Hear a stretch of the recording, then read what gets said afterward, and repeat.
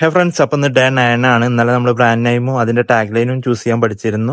അതിനുശേഷം നമ്മൾ ഇനി നോക്കേണ്ടത് കളർ തീമാണ്. Colour theme is very important. ഇപ്പൊ ഞാൻ സ്റ്റാർബക്സ് എന്ന് പറയുമ്പോൾ നിങ്ങളുടെ മനസ്സിൽ വരുന്ന കളർ ഏത്? ആ ഗ്രീൻ കളർ വരുന്നില്ലേ? ഇപ്പൊ ഞാൻ ഫേസ്ബുക്ക് എന്ന് പറഞ്ഞു കഴിഞ്ഞാൽ നിങ്ങളുടെ മനസ്സിൽ ആ ബ്ലൂ കളർ വരുന്നില്ലേ? അതുപോലെ നിങ്ങളുടെ ബ്രാൻഡിനും നിങ്ങളുടെ കാറ്റഗറി അനുസരിച്ചിട്ട് വേണം നമ്മൾ ബ്രാൻഡ് കളർ ചൂസ് ചെയ്യാൻ വേണ്ടിയിട്ട്. അപ്പൊ നമ്മൾ ഇന്ന് എങ്ങനെ കളർ ചൂസ് ചെയ്യാന്നാണ് നമ്മൾ പഠിക്കാൻ പോകുന്നത്. ഓരോ കളറും വ്യത്യസ്തമാണ്. ഇപ്പൊ ഞാൻ ബ്ലൂ നോക്കാം. ബ്ലൂ നമുക്ക് നോക്കുമ്പോൾ അത് IT മേഖലയിൽ അതുപോലെ പ്രൊഫഷണൽ മേഖലയിലൊക്കെ യൂസ് ചെയ്യാൻ പറ്റുന്ന ഒരു കളറാണ്. അത് ട്രസ്റ്റ് ബിൽഡ് ചെയ്യാൻ പറ്റും. അങ്ങനെയുള്ള ഒരു കളറാണ് ബ്ലൂ എന്ന് പറഞ്ഞു കഴിഞ്ഞാൽ. ഇപ്പൊ ഗ്രീന് നോക്കാം. ഗ്രീന് നാച്ചുർ, അതുപോലെ ഹെൽത്ത്, അതുപോലെ കാം, അങ്ങനത്തെ കാര്യങ്ങളിലൊക്കെ നമുക്ക് യൂസ് ചെയ്യാൻ പറ്റുന്ന ഒരു കളറാണ് ഗ്രീന്.